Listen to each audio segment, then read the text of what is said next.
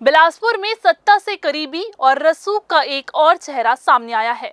कुछ रईसजादों ने एनएच पर लग्जरी गाड़ियों का काफिला खड़ा कर अपनी शान और शौकत का प्रदर्शन किया।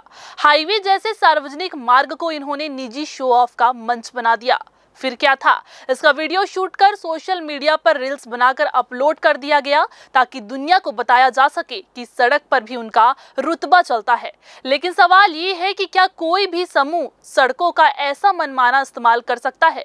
क्या कानून में रसूखदारों के लिए कोई अलग छूट है? बताया जा रहा है कि ये युवक भाजपा के जनप्रतिनिधि के करीबी हैं। सत्ता से मिली नजदीकी का ये लोग खुलेआम फायदा उठा रहे हैं।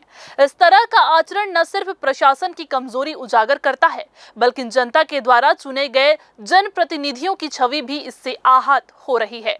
क्या जनप्रतिनिधि ऐसे लोगों को संरक्षण देकर अपनी ही साख को गिरने दे रहे हैं? सत्ता किसी की भी हो, ऐसे लोग अपने रिश्ते बनाने में माहिर हैं।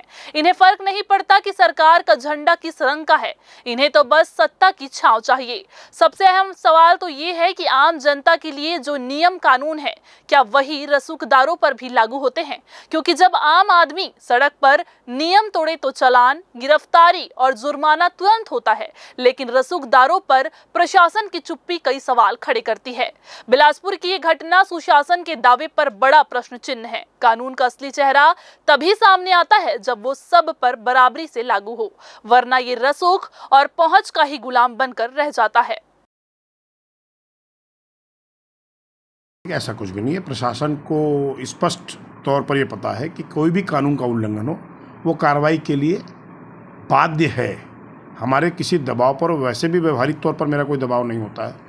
और मैं आपके माध्यम से पुनः स्थापित करता हूं कि अगर कानूनों का उल्लंघन हुआ है तो प्रशासन कार्रवाई के लिए निष्पक्ष तौर पर तैयार रहे और करे भी। ये आपकी छवि भी उसमें कहीं ना कहीं जुड़ी हुई है। ठीक है, मैं बहुत व्यवहारिक तौर पर करूँगा, चूँकि सामाजिक जीवन का राजनीतिक कार्य करता हूँ। बहुत सारे लोग प्रत्यक्ष और अप्रत्यक्ष तौर पर जुड़े होते हैं। इसका मतलब ये नहीं होता है कि कानूनों का उल्लंघन किया जाए। मैं आपके माध्यम से स्पष्ट पुनः एक बार स्थापित कर रहा हूं कि जो लोग कानून का उल्लंघन करेंगे, चाहे वो किसी के भी संरक्षण में काम करते हों, किसी भी व्यवहारिक दल से जुड़े हुए हों, उन पर कार्रवाई सुनिश्चित होनी चाहिए। कार्रवाई करेंगे, ऐसे सभी निर्देशित किया है थाना प्रभारी और संबंधित सीएसपी साहब को कि इनके खिलाफ सख्त कार्रवाई करें और उनकी गाड़ियां जब्त करेंगे और मोटर व्हीकल एक्ट और जो भी इसमें बीएनएस के तहत कार्रवाई हो सकती है वो कार्रवाई की जाएगी।